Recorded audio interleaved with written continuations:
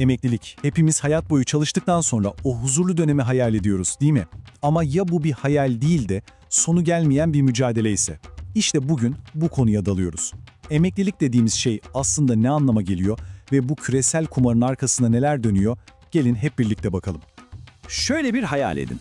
Güneşli bir sahil, ayağınızın altında sıcacık kumlar, masmavi bir deniz ve tabii ki birinci sınıf imkanlar.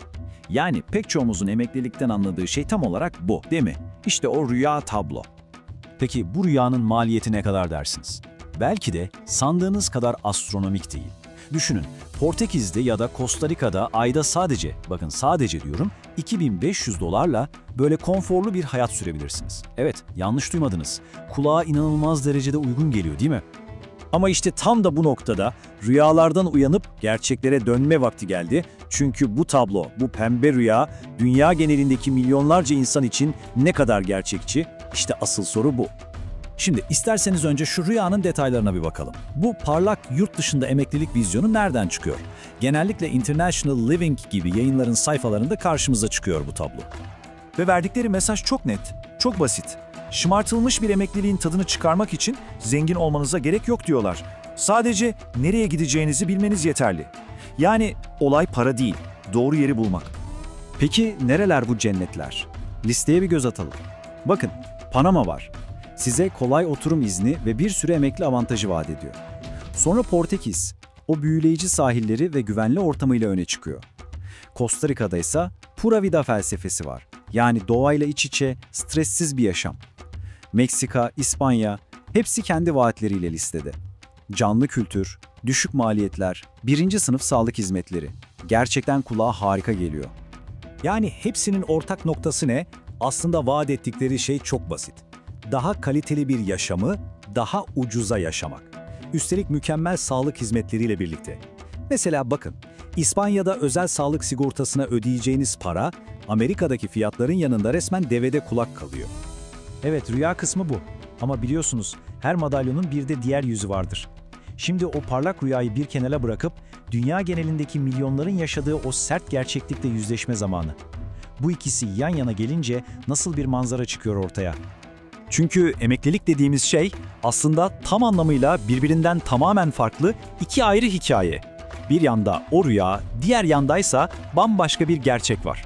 Şimdi bu aradaki küresel uçurumu gelin çok çarpıcı bir veriyle görelim.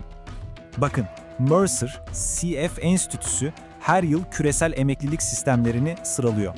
Ve bu tablo bu uçurumu o kadar net gösteriyor ki bir tarafta Hollanda var. Endeks puanı neredeyse 85. Yani sistem tıkır tıkır işliyor. Diğer tarafta ise mesela Türkiye. Puan 48.3. Yani arada devasa bir fark var.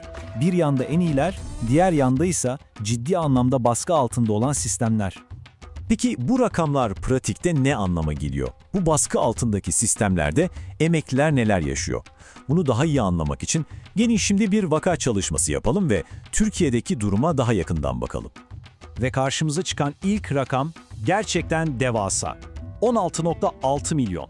Bu, Türkiye'de emeklilik sisteminin mevcut durumundan doğrudan etkilenen emekli ve hak sahiplerinin sayısı. Düşünsenize, pek çok ülkenin toplam nüfusundan daha fazla bir sayıdan bahsediyoruz. Ve bu milyonlarca insan için ne yazık ki emeklilik, çalışmanın bittiği o huzurlu liman değil. Tam tersine, kaynakların da altını çizdiği gibi yetersiz bir gelirle verilen bir hayat mücadelesi.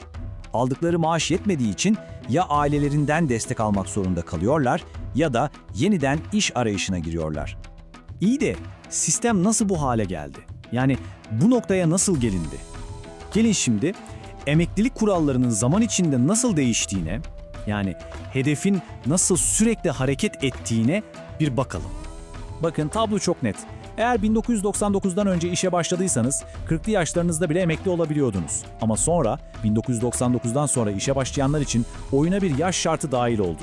Kadınlar için 58, erkekler için 60 gibi. Yetmedi, 2008'den sonra işe başlayanlar içinse hedef daha da ileriye taşındı ve yaş kademeli olarak herkes için 65'e doğru yükselmeye başladı.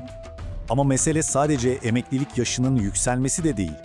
Belki de bundan daha da büyük bir sorun var. Emekli maaşlarının alım gücü. O maaşlar zaman içinde nasıl eridi, şimdi ona bakalım. Bu grafik durumu tek başına özetliyor aslında. Gerçekten çok çarpıcı.